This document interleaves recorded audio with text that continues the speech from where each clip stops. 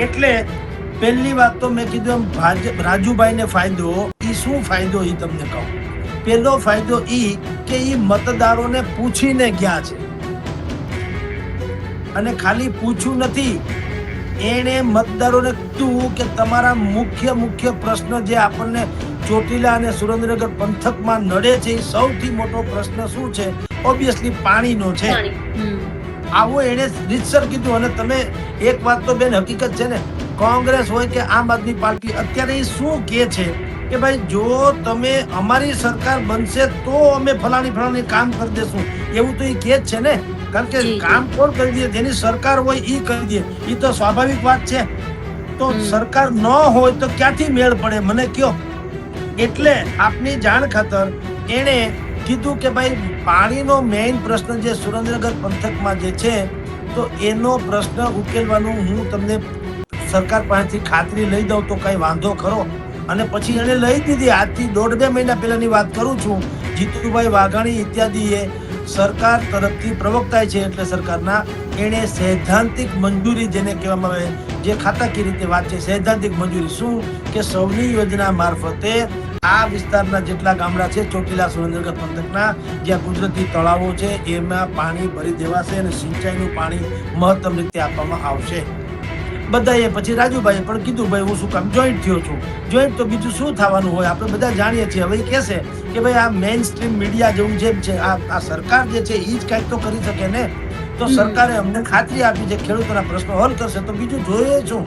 ખેડૂતોના પ્રશ્નો હલ તો સરકાર જ કરી શકે. સરકાર ખાતરી આપતી હોય તો મને એમાં કોઈ ખેસ પહેરવામાં વાંધો શું હોઈ શકે? અને અમસ્તું રાજકારણીમાં આજે આ પક્ષ કાલે આ પક્ષ એવી અમસ્તું તમારી જાણ ખાતર કોઈ ઉલટા પુલટા થયા કરે આયારામ ગયારામ, એના કરતા કોઈ એક પ્રમુખ અમુક બુદ્ધિપૂર્વક શરતો કે બુદ્ધિપૂર્વકના આઈડિયોલોજી કે બુદ્ધિપૂર્વકના એજન્ડા સાથે જાય તો એમાં કઈ ખોટું નહીં. એટલે પહેલો ફાયદો સ્વયં રાજુભાઈ કરપડાને, કારણ કે હવે એ સત્તાધારી પક્ષના નેતા ગણાશે. મને લાગે ત્યાં સુધી રાજુભાઈને લગભગ ચૂંટણી લડવી યા તો ન જોઈએ યા તો નહીં આપે, બેમાંથી એમાં રાજુભાઈને કેવાથી નહીં આપે. એમ આપે તો શું ગણિત હશે એ કહું, ન આપે તો શું થાય? કારણ કે રાજુભાઈ છે એ MLA કેડર નહીં વ્યક્તિત્વ છે, ધારાસભ્ય લેવલની. એટલે જિલ્લા તાલુકા પંચાયત તો મારી દ્રષ્ટિએ એના માટે નાનું ક્ષેત્ર ગણાય. એટલે લગભગ રાજુભાઈ યા તો ઇનકાર કરે સવિનય, અથવા તો અત્યારે ખાલી વાતો છે એ વાતો જ રહે. હવે રાજુ કરપડાના કારણે જે મળે એ એને બોનસ મળે. એટલે સરવાળે આમ આદમી અને કોંગ્રેસને નુકસાન, ભારતીય જનતા પાર્ટીને થોડો ફાયદો. જી બેન. નમસ્કાર, હું નીલમ ખારેચા, આપ જોઈ રહ્યા છો મહામંથન મંતવ્ય ન્યૂઝ. આજે આપણી સાથે જોડાયા છે વરિષ્ઠ પત્રકાર જગદીશભાઈ મહેતા. સર, આપનું સ્વાગત છે મારા પ્લેટફોર્મ પર. અને સર, તમે વાકેફ જ છો સર આજનો જે મોટો ઘટનાક્રમ, રાજુ કરપડાએ આખરે કેસરિયા કર્યા છે, ગાંધીનગર કમલમ પહોંચ્યા હતા અને પોતાના સમર્થકો સાથે તેમણે ભારતીય જનતા પાર્ટીનો ખેસ ધારણ કર્યો હતો. આ દરમિયાન તેમણે વાતચીત પણ કરી હતી. ભારતીય જનતા પાર્ટી શા માટે જોડાયા તેના કારણ જણાવ્યા હતા. આમ આદમી પાર્ટી પર નિશાન સાધ્યું હતું.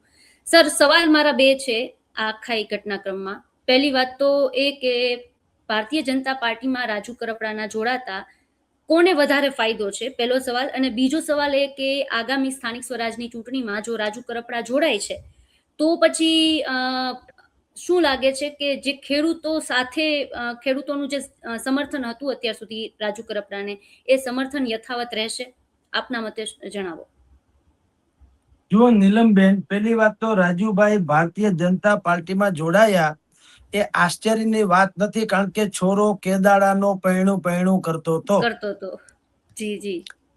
બધાને ખબર હતી જ્યારથી એને બ્રેકઅપ થયું આમ આદમી પાર્ટી સાથે, ત્યારથી નક્કી હતું કે મીઠી જબાન તો દેવાઈ ગઈ હતી, ખાલી ગોળધાણા બાકી હતા જે આજે ખવાઈ ગયા. હવે બાકીની વિધિ પૂરી થશે. તો હવે આપના સવાલ ઉપર આવું, કારણ કે પૃષ્ઠભૂમિ બધાને ખબર છે, ભૂતકાળ શું થયું બધાને ખબર છે. એટલે હવે આપણે નવીન તરફ વાત જઈએ. રાજુ કરપડાના આવવાથી કોને ફાયદો કોને નુકસાન, જે તમારો પ્રશ્ન છે. જી સર. સૌથી પહેલા તો તમને કહું કે સૌથી પહેલો ફાયદો આમ જુઓ તો રાજુ કરપડાને, નંબર 1. બીજા બધા હવે જે વધે ઘટે બીજાના હું ફાયદા ગણાવું. બીજો ફાયદો ભારતીય જનતા પાર્ટીને. ત્રીજો ફાયદો રાજુભાઈ અને એના સમર્થકોને. હવે પેલો ફાયદો રાજુભાઈને શું કામ? રાજુભાઈએ ભારતીય જનતા પાર્ટીમાં જોડાતા પૂર્વે 11 જેટલી કિસાન સંકલ્પ યાત્રા કાઢી, તુલસીશ્યામ બાણેજ થી શરૂ કરીને સુદામડા એટલે કે ભાઈ ત્યાં સુરેન્દ્રનગર પાસે 11 જેટલી કિસાન સંકલ્પ યાત્રા કાઢીને મતદારોનું મન ટંટોળ્યું, એને રજા લીધી, એને પૂછ્યું, બોલો હું તમારો નેતા છું, તમે મને કયો મારે શું કરવું જોઈએ. આ નીલમબેન સૌથી સારી વાત છે કે તમે મતદારોને વફાદાર રહ્યો, પક્ષને નહીં, બાકી બીજી પિંજણને નહીં. કારણ કે પક્ષ વધીને તમને ટિકિટ આપે છે. ટિકિટ આપણે બધા અત્યારે જાણીએ છીએ ટિકિટ કઈ રીતે મેળવવામાં આવે છે. એના ક્રાઇટેરિયામાં દેખાડો ભલે બધાય કરે કે યુવાનોને આપીશું, સ્વચ્છ છબી હોય એને આપીશું, પછી તમે જુઓ તો એ સમર્પિત ભાવ હોય એને આપીશું, વિઝનરી હોય એને આપીશું, શિક્ષિત હોય એને. આ બધું ચોપડિયું જ્ઞાન છે, આવું કઈ છે નહીં. હમણાં મેં એબીપી ન્યૂઝ ઉપર જોયું હતું કે ભારતીય જનતા પાર્ટીના નેતાની હત્યા કરવાનો આરોપ જેની ઉપર છે એવા 2 લોકોને પણ ભારતીય જનતા પાર્ટીમાં સમાવેશ કરવામાં આવ્યો. અને કચ્છ બાજુ એક ભાઈ હતા જેની ઉપર કઈક 8-10-50 કરોડ રૂપિયાનું કઈક કૌભાંડનો આરોપી FIR થઈ ચુકેલા માણસોની વાત કરું છું, એને ભાજપ બની. એટલે આ બધી જે સ્વચ્છ બચ્છ છબી ને ફલાણું ઢીકણું બને ત્યાં સુધી પાડવામાં આવે, ન બને તો સમજોતાઈ કરવામાં આવે છે. એટલે પહેલી વાત તો મેં કીધું રાજુભાઈ ને ફાયદો, ઈ શું ફાયદો ઈ તમને કહું. પહેલો ફાયદો ઈ કે ઈ મતદારોને પૂછીને ગયા છે, અને ખાલી પૂછ્યું નથી, એને મતદારોને કીધું કે તમારા મુખ્ય પ્રશ્ન જે આપણને ચોટીલા અને સુરેન્દ્રનગર પંથકમાં નડે છે એ સૌથી મોટો પ્રશ્ન શું છે? ઓબ્વિયસલી પાણીનો છે. આ બેન તમારી જાણ ખાતર તમને કહી દઉં, જેને ખ્યાલ ન હોય એને, કે ચૂંટણી પહેલા આવી બધી બાબતોની વાત બહુ થયેલી હતી. એટલે હું આપને કહું, વાત એમ હતી કે સુરેન્દ્રનગર પંથકના ચોટીલા ઇત્યાદિના 128 જેટલા ગામડા એવા છે, એ ગામડામાં પાણી નથી. જો પાણી હોય તો એ નંદનવન બની જાય. એને બદલે વગર પાણીના હોવાને કારણે એની ઉપર બહુ મોટી મુશ્કેલી પડતી હતી, જેની કોઈ મેળ પડતો નતો, એવી મુશ્કેલી હતી.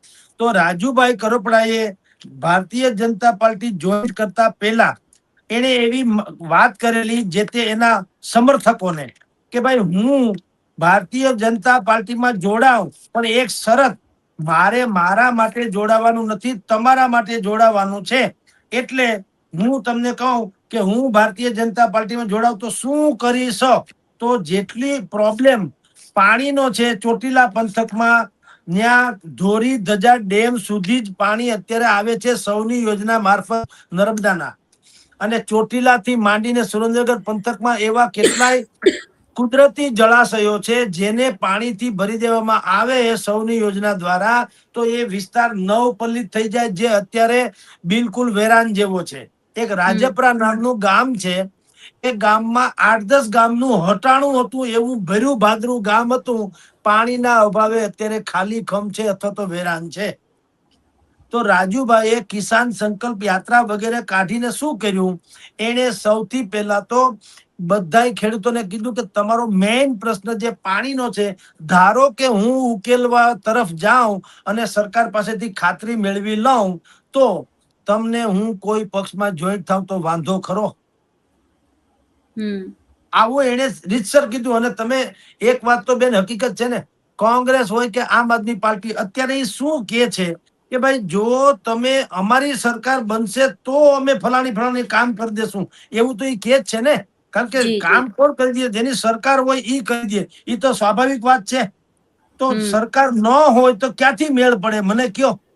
એટલે આપની જાણ ખાતર એને કીધું કે ભાઈ પાણીનો મેઇન પ્રશ્ન જે સુરેન્દ્રનગર પંથકમાં જે છે, તો એનો પ્રશ્ન ઉકેલવાનું હું તમને સરકાર પાસેથી ખાતરી લઈ દઉં તો કઈ વાંધો ખરો?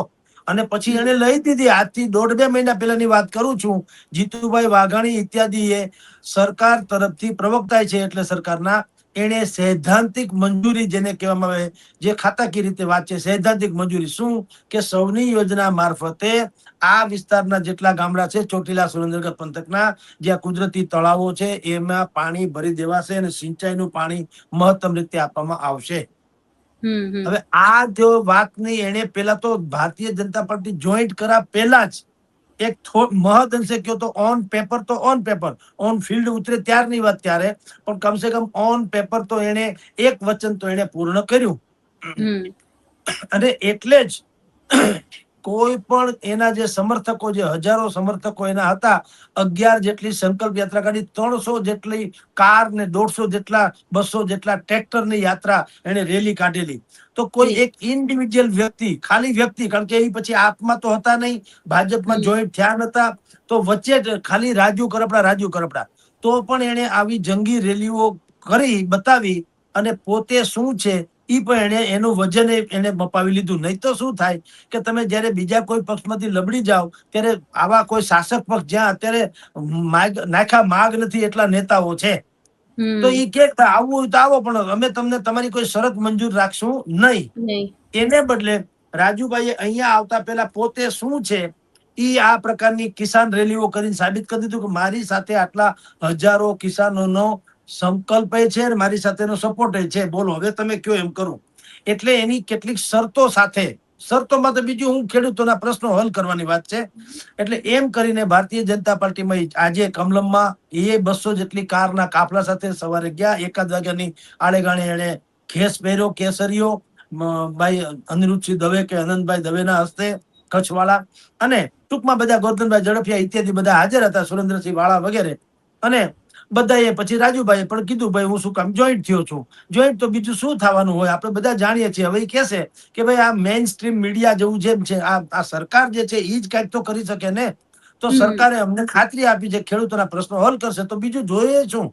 ખેડૂતોના પ્રશ્નો હલ તો સરકાર જ કરી શકે. સરકાર ખાતરી આપતી હોય તો મને એમાં કોઈ ખેસ પહેરવામાં વાંધો શું હોઈ શકે? અને અમસ્તું રાજકારણીમાં આજે આ પક્ષ કાલે આ પક્ષ, એવી અમસ્તું તમારી જાણ ખાતર કોઈ ઉલટા પુલટા થયા કરે, આયારામ ગયારામ, એના કરતા કોઈ એક પ્રમુખ અમુક બુદ્ધિપૂર્વકની શરતો કે બુદ્ધિપૂર્વકના આઈડિયોલોજી કે બુદ્ધિપૂર્વકના એજન્ડા સાથે જાય તો એમાં કઈ ખોટું નહીં. એટલે પહેલો ફાયદો સ્વયં રાજુભાઈ કરપડાને, કારણ કે હવે એ સત્તાધારી પક્ષના નેતા ગણાશે. એટલે વિનંતીનો સૂર જે છે એ થોડોક આદેશના સૂરમાં પલટાઈ શકે, કારણ કે સત્તાધારી પક્ષમાં છે. એટલે પહેલો ફાયદો રાજુભાઈને થાય. બીજો ફાયદો ભારતીય જનતા પાર્ટી થાય કે સુરેન્દ્રનગર અને ચોટીલા એ પંથક જે છે એ કોંગ્રેસનો ગઢ છે અને વિપક્ષનો ગઢ છે. એમાં ભારતીય જનતા પાર્ટીની ઉપજણ થોડી ઓછી છે. રાજુ કરપડાએ કિસાનોના નેતા તરીકે પોતાની અસ્તિત્વ સાબિત કર્યું. હવે રાજુભાઈના જેટલા સમર્થકો છે, રાજુભાઈ ભાજપમાં ગયા તો સ્વાભાવિક એ લોકો ક્યાં જવાના? એ ભાજપ તરફી વળવાના. એટલે ઈ વોટ કોના કપાશે? આમ આદમી પાર્ટીના અને કોંગ્રેસના. કારણ કે જે ભૂતકાળમાં એન્ટી એસ્ટાબ્લિશમેન્ટ, સરકાર વિરોધી મત હોય એ તો ઓબ્વિયસલી કોંગ્રેસને મળતા હતા. એમાં વળી આમ આદમી પાર્ટી નવું કિરણ તરીકે આવેલું, તો આમ આદમી પાર્ટીએ ખાસો રંગ જમાવ્યો. એટલે મોટા ભાગના કિસાનોને એમ થયું કે ભાઈ કોંગ્રેસ સત્તામાં આવે એમ નથી, તો હાલો આમ આદમી પાર્ટી ભલે સત્તામાં આવે કે ના આવે, પણ સરકારને ખખડાવીને કહી શકે એવી પાર્ટી તો છે ગોપાલના કારણે. તો બધા ગોપાલ તરફ આવેલા અને આમ આદમી પાર્ટી તરફ બધા વળ્યા હતા. હવે એમાંય પાછા બે ભાગ, રાજુભાઈ કરપડાનું અલગ અને ગોપાલ ઇટાલિયાનું અલગ. તો રાજુભાઈએ તો સાબિત કરી દીધું કે મારી સાથે હજારો કિસાનો છે. એટલે એ બધા કિસાનો હવે ધીરે ધીરે પાછા રાજુભાઈની જેમ ભાજપમાં આવવાના. એટલે જે મત કોંગ્રેસ અને આમ આદમીને મળતા હતા એમાં જેટલા મળે એટલા પણ કમસે કમ ભાજપને મળે. એટલે ઓબ્વિયસલી નુકસાન કોનું થયું? વિપક્ષનું થયું, ભાજપને ફાયદો થયો. આ બે વાત. અને ત્રીજી વાત, ફાયદા નંબર 3, જે તે વિસ્તારના કિસાનોને, ચોટીલા, સુરેન્દ્રનગર, મૂળી, લીંબડી, એ જેટલા ગામડા જે છે એમાં મેં તમને કીધું પાણીથી માંડી જે કઈ ખેડૂતોના પ્રશ્નો હશે, હવે ભલે રાજુભાઈ કરપડા વિરોધ પક્ષમાં હતા ત્યારે જે ગાળી ગલોચથી કે જે કોઈ તીખા તેવરથી બોલતા હતા એવું ભલે ન બોલી શકે, પણ એટલી વાત તો હકીકત છે કે સરકારને પણ રાજુ કરપડા અને એના સમર્થકોની જરૂર છે. એટલે કેટલીક વાતો હવે બુદ્ધિપૂર્વક થઈ શકશે કે ભાઈ આ અમારું કામ જમે છે જલ્દીથી નિપટાવો, આનો ફાઇલમાંથી અમે દૂર કરીને ધરાતલ લઈ આવો, વગેરે વગેરે. એટલે ત્રીજા ક્રમે તમને કહું તો જે તે વિસ્તારના નાગરિકો, ખેડૂતો, જે રાજુભાઈના સમર્થકો છે એ અને એ વિસ્તારના નાગરિકો છે એને ત્રીજા ક્રમે કહું તો પણ ફાયદો છે. આમ ક્રમશઃ ત્રણેયને ફાયદો થવાનો. જી નીલમબેન.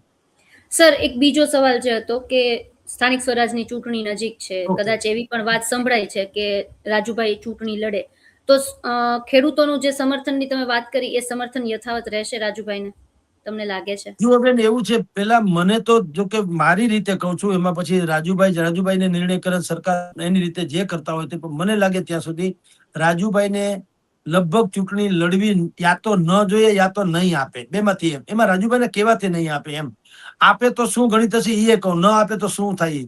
કારણ કે રાજુભાઈ છે એ MLA કેડર નહીં વ્યક્તિત્વ છે, ધારાસભ્ય લેવલ નહીં. બિલકુલ એટલે જિલ્લા તાલુકા પંચાયત તો મારી દ્રષ્ટિએ એના માટે નાનું ક્ષેત્ર ગણાય.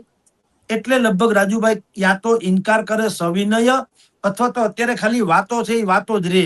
પણ દાખલા તરીકે તમે કહો એમ કે એને લડાવે, ધારો કે જિલ્લા પંચાયતની કોઈ ચૂંટણી, તો શું હોઈ શકે? તો વાત એટલી હોઈ શકે, ભારતીય જનતા પાર્ટી એમ માનતી હોય રાજુભાઈ કરપડાને કેટલોક ટાર્ગેટ આપવામાં આવે કે આ પંથક સુરેન્દ્રનગર, મૂળી, ચોટીલા ઇત્યાદિ જે પંથક છે જ્યાં કોંગ્રેસનું કે વિપક્ષનું થોડુંક બળ વધુ છે, જોર વધુ હોવાનું દેખાય છે, ત્યાં તમે અમને મોટા ભાગની જિલ્લા તાલુકા કે ગ્રામ્ય પંચાયતો જે છે અમારા તરફી કરી બતાવો, ભાજપ તરફી દાખલા તરીકે, તો ઈ ક્યારે થાય? જો પોતે પણ લડતા હોય ભાઈ આપણા રાજુભાઈ કરપડા, તો ઈ પોતાની ચૂંટણીમાં વ્યસ્ત રહેશે. એટલે મને એમ લાગે છે કે એને ટિકિટ નહીં આપે, પણ એને કહેવામાં આવશે તમે સ્ટાર પ્રચારક તરીકે ફરો અને આ જીતી બતાવો. કારણ કે જો રાજુભાઈ કરપડાને ટિકિટ આપશે તો ઈ જે બાજુની એને ટિકિટ મળશે ત્યાંની, એને પોતે પ્રચાર તો કરવો ને પોતાનો, તો એ બીજામાં ધ્યાન ના આપી શકે. તો રાજુભાઈ કરપડા એક સીમિત બની જાય એવું હું નથી માનતો કે પક્ષ ઈચ્છે, પણ કદાચ એને ટિકિટ આપે ધારો કે, તો કદાચ એવું બનતા હોય કે ભાઈ તમને અમે આપીએ છીએ, અમારા પાયા મજબૂત કરો, અને બીજું તમે અમને થોડીક મહેરબાની કરી દે 5-50 બેઠક વધુ લાવી દો ધારણા કરતા, તો એના સિરપાવ રૂપે, એટલે કે એના ફળ સ્વરૂપે, એના ઇનામ કે તોર પર તમને ધારાસભાની ચૂંટણીની ટિકિટ પણ કદાચ મળી શકે. બાકી મૂળ વાત એ ધારાસભ્ય લેવલની હસ્તી કમસે કમ એક વખત ચૂંટણી લડી ચુક્યા છે, હારા એ જુદી વાત છે, પણ લડી ચુક્યા છે. અને આમ આદમીમાં હોત તો એ નેક્સ્ટ ટુ ગોપાલ ઇટાલિયા જ છે, હતા રાધર, આપણે બધા જાણીએ છીએ. ગોપાલ ઇટાલિયા પછી કોણ એમ કે તો ઝુંઝારુ નેતા તરીકે રાજુભાઈ કરપડાનું જ નામ આવતું, એટલે નંબર 2 ની પોઝિશન ઉપર અમિત શાહ જેવું. નરેન્દ્ર મોદી પછી કોણ તો અમિત શાહ, એમ રાજુભાઈ કરપડા, ગોપાલ પછી કોણ રાજુભાઈ કરપડા, એવું હતું જ. એટલે હવે મને જિલ્લા તાલુકા પંચાયત એના માટે નાનું પડે, પણ કદાચ લડાવે તો આ સેન્સમાં લડાવે કે ભાઈ તમે અત્યારે જિલ્લા પંચાયતની કે ચૂંટણી લડો, જેથી કરીને તમે જે જિલ્લા પંચાયત ચૂંટણી લડો કમસે કમ એના પ્રમુખ બનો, તો તમારા હાથમાં થોડી ઘણી સત્તા તો આવે ને. પ્રમુખ હોય તો કઈ એમનેમ તો હોય નહીં. સત્તા હશે તો તમે 2-5 કામ વધુ કરાવી શકશો, અને એ કામના આધારે તમે પાછા 2027માં મત માગી શકો મેરિટ્સ પ્રમાણે. એટલે કઈ ભીખ માંગવાની જરૂર ન પડે. આવું ગણિત હોઈ શકે એમ હું કહું છું, આપણે કહેતા નથી પણ હોઈ શકે. એટલે જો રાજુ કરપડા પોતે લડે તો ભારતીય જનતા પાર્ટીને આંશિક ફાયદો થશે. આંશિક એટલે રાજુભાઈને ફાયદો થાય, ઈ જીતે, અને પછી પણ એના કરતા જીતવાની એને સંભાવનાને સ્ટાર પ્રચારક બનાવે સ્થાનિક સ્વરાજ્યની ચૂંટણીમાં, તો મારી દ્રષ્ટિએ ભારતીય જનતા પાર્ટીને વધુ ફાયદો થાય, એમાં કોઈ સંશય નહીં. કારણ કે ઓરેટરી પણ સારી ગોપાલની જેમ કરી શકે છે, એટલે ઓરેટરી સારી કરી શકે, એને પોતાના જે વાત કે વિચાર છે, અથવા તો શું કામ ભાજપમાં જોડાણા, ભાજપમાં જોડાવાથી જે તે વિસ્તારના નાગરિકોને શું ફાયદો કરાવી દેવાના, એ બધી વાત તો રાજુભાઈ જ કરી શકે. એટલે મને લાગે એને છૂટા રાખશે હું માનું છું.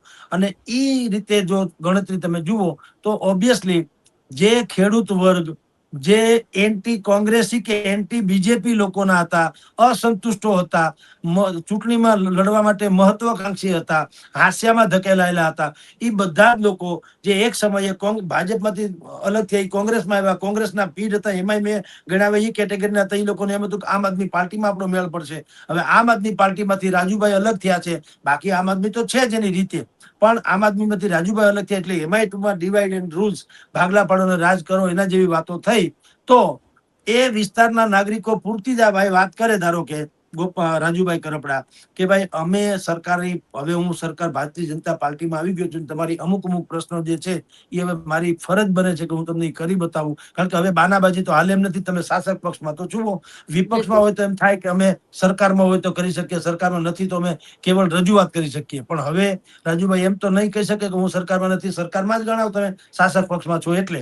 એટલે મૂળ કોંગ્રેસ અને આમ આદમી પાર્ટીને થોડુંક નુકસાન થાય એમાં કોઈ સંભાવના નથી. કારણ કે એના જ મતદારો તૂટે એમ છે. અને જેટલા પણ મળે બોનસ ગણો તો બોનસ જેટલા મળશે એ ભાજપને, કારણ કે ભાજપ પાસે પોતાની કોર વોટ બેંક એ હોય છે, પોતાના જે ગ્રાસરૂટ લેવલના કાર્યકરો, બૂથ પેજ પ્રમુખ ને બૂથ પ્રમુખ ને એ બધી વ્યવસ્થા તો સંગઠન વાળી છે જ. હવે રાજુ કરપડાને કારણે જે મળે એ એને બોનસ મળે, એટલે સરવાળે આમ આદમી અને કોંગ્રેસને નુકસાન, ભારતીય જનતા પાર્ટીને થોડો ફાયદો. જી બેન. બિલકુલ સર, અમારી સાથે જોડાયા અને માહિતી આપી તે બદલ આભાર સર આપનો.